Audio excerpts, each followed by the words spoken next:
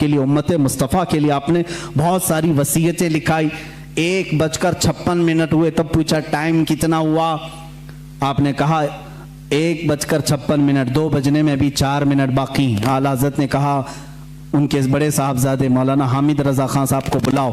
وہ جب آئے، ان کو آنے میں تاخیر ہوئی تو آپ کے چھوٹے صاحبزادے مصطفیٰ رضا خان رحمۃ اللہ علیہ، مفتی اعظم ہند، وہ آ چکے تھے۔ اعلیٰ حضرت نے فرمایا یہ کب کی بات؟ 2 بج چکے تھے۔ کہا کہاں ہو؟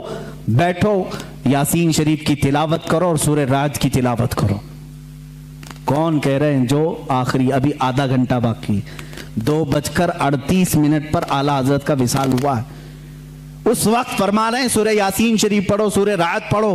مفتی اعظم ہند رحمۃ اللہ علیہ تلاوت کرنے لگے۔ ایسے نہیں کہ آپ غشی کے عالم میں ہوں، بلکہ اس وقت اعلیٰ حضرت رحمۃ اللہ علیہ نہایت توجہ کے ساتھ قرآن تلاوت سن رہے ہیں، اور جہاں آیت سمجھ میں نہ آئی دوبارہ تلاوت کرنے کا حکم دیا، اور کچھ جگہ ٹھہرایا، کچھ جگہ معانی سمجھے، کچھ جگہ تفسیر، یہ تمام باتیں چل رہی تھیں۔ علامہ حامد رضا خان رحمۃ اللہ علیہ بڑے صاحبزادے بھی آئے، ان سے کہا کہ یہ دعائیں ہونی چاہیے۔ یاسین شریف سورہ رعد ہونے کے بعد آپ نے کلمہ طیبہ لا الہ الا اللہ محمد رسول اللہ صلی اللہ علیہ وسلم کا ورد جاری کیا، اور جو ایک مرد مجاہد اور ایک عاشق رسول کی دعائیں ہوتی ہیں وہ ساری دعائیں پڑھنے لگے۔ 2:30 ہو چکے۔ یہ سب نقل کیے ان کے بھتیجے جو وہاں موجود تھے۔ اسی اسنا میں، اسی وقت، یہ جانکنی کا وقت تھا، آپ کے شاگرد رشید مولانا امجد علی خان رحمۃ اللہ علیہ صدر الشریعہ، جو بہار شریعت کے مصنف ہیں، اسی وقت میں سے کسی وقت میں آپ آئے۔ وقت اس وقت آخری چل رہا ہے۔ وہ آئے تو اعلیٰ حضرت نے پوچھا مولانا کس طرح سے آنا ہوا؟ کہا کہ حضور فتویٰ لکھ رہا تھا، ایک کتاب کا ریفرنس حوالہ نہیں مل رہا ہے، ڈھونڈ رہا تھا، نہیں مل رہا ہے۔ اعلیٰ حضرت رحمۃ اللہ علیہ نے اسی وقت فرمایا فتاویٰ شامی جلد نمبر 6 میں فلاں لائن، فلاں سطر، فلاں صفحے میں موجود ہے، آپ جائیے۔ وہ کہتے ہیں میں جلدی سے اتنی بات یاد کر کے گیا، دارالفتاء میں آیا، کتابیں نکالی، فتاویٰ شامی جہاں اعلیٰ حضرت نے فرمایا 6 جلد نکالی، صفحہ نکالا، سطر نکالی، وہی وہ عبارت لکھی ہوئی تھی جو مجھے صبح سے نہیں مل رہی تھی۔ فتوے میں لکھتا رہا، ادھر 2:38 ہوئے، اچانک آپ کی پیشانی پر ایک نور چمکا۔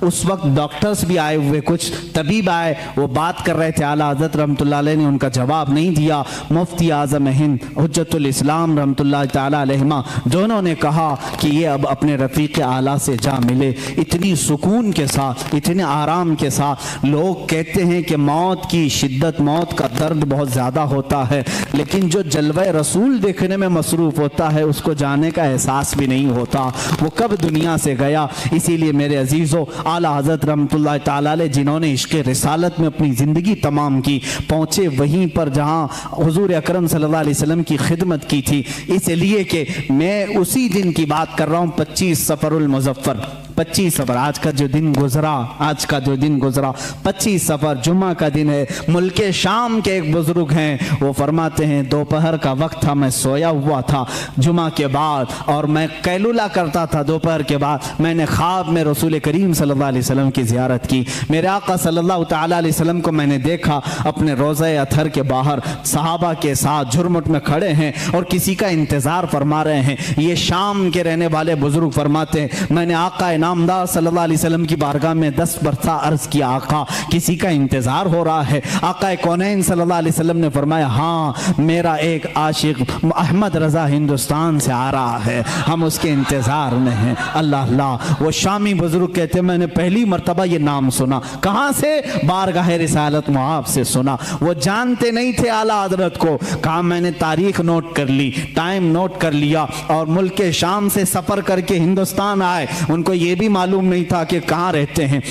وہ دلی پہنچے، اور دلی پہنچے ایسے صاحب کے پاس جو اعلیٰ حضرت کے دشمن تھے، انہی کے پاس گئے، اور جا کر کے انہوں نے اپنی، وہ ظاہر سی بات ہے عرب کے تھے، شامی بزرگ تھے، جن سے ان کی ملاقات ہوئی ان کے پاس پہلے ہی انہوں نے ذکر کیا ہندوستان میں احمد رضا خان نام کے کوئی مولانا ہیں، کوئی بڑے عاشق رسول ہیں۔ انہوں نے منہ بسورا اور کہا ہاں یہاں سے تھوڑی دور بریلی میں ہے، ایک مولانا رہتے تھے، ہم نے بھی سنا ہے۔ انہوں نے اتنا پتہ بتایا، وہ ان کو چھوڑ کر نکلا ہے، بریلی پہنچ पहुंचे। 8 दिन के बाद बरेली जब आए, लोगों से पूछा फलां फलां आलिम कहाँ रहते हैं, लोगों ने मोहल्ला सौदागरान का पता बताया। जब यहाँ पहुंचे तो खानदान के लोगों से मुलाकात के बाद पता चला 8 दिन पहले ही आला हजरत का विसाल हो चुका है। उनको बड़ा गम हुआ, बड़ा कल्क हुआ। वो कहते हैं मैंने तारीख मिला करके देखी, मैंने किस दिन ख्वाब देखा था, कौन सा टाइम था, तो फरमाते हैं मेरी अकल हैरत में रह गई। ये वही टाइम था, वही दिन था जिस दिन बरेली के ताजदार की वफात हो रही थी, जिस दिन यहाँ उनका विसाल हो रहा था। इसीलिए मेरे अजीजों, शायर ने कहा है जहां में अहले ईमान मिस्ल खुर्शीद जीते हैं, इधर डूबे उधर निकले, उधर डूबे इधर निकले। ये एक खुर्शीद इल्म बरेली में अगर डूबता है तो मदीने में चमकता है, मदीने में अगर डूबता है तो बरेली में चमकता है। अहले इल्म की ये मिसाल है। आला हज़रत रहमतुल्लाह ताला अलैह का बड़ा एहसान है, किताबों से, उनके कलम से, उनकी ज़ुबान से, उनके तक़वे और तहारत से पूरी ज़िंदगी भर कभी आपने नमाज क़ज़ा नहीं की। मसलक आला हज़रत ये भी है मेरे अजीज़ों, नमाज़ों की पाबंदी करो। बहुत सारे लोग सिर्फ शिद्दत पसंदी को समझते हैं मसलक आला हज़रत। किस बात की शिद्दत करते हो आप, किस बात की? किसी को काफिर कहने में? याद रखो आला हज़रत रहमतुल्लाह ताला अलैह ने पूरे उम्मत इस्लामिया की तकफीर कभी नहीं की। काफिर काफिर काफिर कहना आला हज़रत की आदत नहीं थी।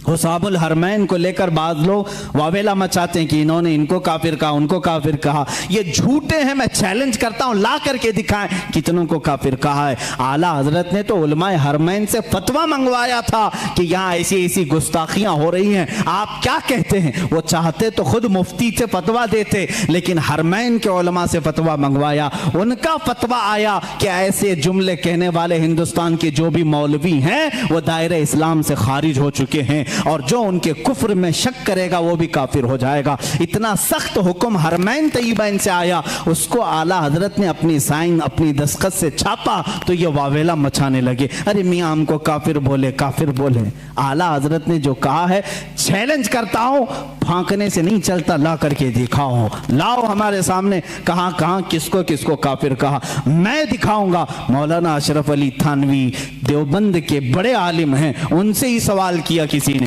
आला हज़रत के विसाल के बाद कहा आपके मुखालिफ थे, वो इंतकाल हो गया। उन्होंने अफसोस जाहिर किया, वो बड़े आशिक रसूल थे। कौन कह रहे हैं? अशरफ अली थानवी साहब कह रहे हैं वो बड़े आशिक रसूल थे। हैं मजमे में कहा वो आपको काफिर कहते थे, आपकी जमात को, तो उन्होंने तकफीर की, उन्होंने बर्दस्ता कहा। मौलवी अशरफ अली थानवी साहब की ये बात भी हमने नहीं छापी, देवबंद से छपी हुई है, चाहे तो किसी को मैं दिखा सकता हूँ, ये चीज़ें मौजूद हैं। उन्होंने लिखा, कहा अपने मुरीदों से, मियाँ मौलाना अहमद रज़ा खान साहब अगर हमको काफिर नहीं कहते तो वो खुद काफिर हो जाते हैं। अजीब बात है, अजीब बात है। इकरार भी है फिर इसरार भी है।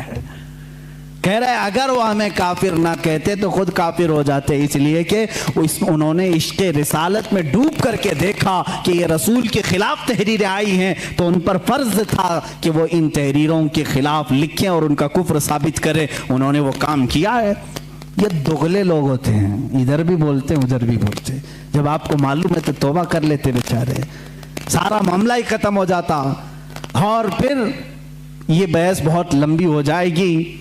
मैं दूसरे दीगर मकातिब फ़िक्र के उलमा की बातें अगर बताऊं, दीगर उलमा जो अहले हदीस के उलमा हैं, देवबंद के उलमा हैं, गैर मुक़ल्लिदीन के उलमा हैं, उन्होंने भी लिखा है कि आला हज़रत इमाम अहमद रज़ा खान रहमतुल्लाह ताला अलैह का कोई सानी नहीं था, इल्म में उनका कोई सानी नहीं। हमारे उलमा की बात छोड़ें, मैं दीगर मकातिब फ़िक्र के उलमा की बात कर रहा हूँ। मौलाना अबुल ओला मौदूदी, मौलाना अबुल हसन नदवी और दीगर लोगों के साथ साथ शायर मशरिक अल्लामा इकबाल ने भी कहा है। इकबाल का तराना बड़े ज़ोर और शोर से गाते हो। उन्होंने क्या लिखा है? कहते हैं अगर इमाम आज़म अबू हनीफा अपने ज़माने में अहमद रज़ा खान साहब को देख लेते तो अपने ख़ास शागिर्दों में रख लेते हैं, और कहा कि इस ज़माने के वो सानिये इमाम आज़म अबू हनीफा हैं। हम नहीं कह रहे, ये शायर मशरिक अल्लामा इकबाल कह रहे हैं। वो उन्होंने कहा इसीलिए अपने तो अपने हैं, सारे लोगों ने उनके इल्म का लोहा माना है। आज जिसको तकलीफ है तो तकलीफ होने दो, सब उनसे जलने वालों के गुल हो गए चिराग। अहमद रज़ा की शम्मा फरोज़ा है आज भी। बारगाह रसूल सल्लल्लाहु तआला अलैहि वसल्लम में आला हज़रत रज़ियल्लाहु तआला अन्हु की नातें तिलावत करो, पढ़ो, तुम्हारा इश्क बढ़ेगा, मोहब्बत रसूल में इजाफा होगा। देखो उन्होंने हमारा मकसद ज़िंदगी भी हमें बताया है। रसूल करीम सल्लल्लाहु अलैहि वसल्लम की बारगाह में कैसे फ़िदा होना चाहिए ये भी उन्होंने अपने नातिया दीवान में बताया है। ज़मीन व ज़मान तुम्हारे लिए, मकीन व मकान तुम्हारे लिए। ये नात पाक में हर चीज़ को उन्होंने कायनात की घेर करके रखा और फिर ये कहा या रसूल अल्लाह सब तुम्हारे लिए है। यही एक मोमिन की मक्का मकसद ज़िंदगी होना चाहिए। आला हज़रत ने हमें ये सिखाया है, दहन में ज़ुबान तुम्हारे लिए, बदन में है जान तुम्हारे लिए। हम आए यहाँ तुम्हारे लिए, उठे भी वहाँ।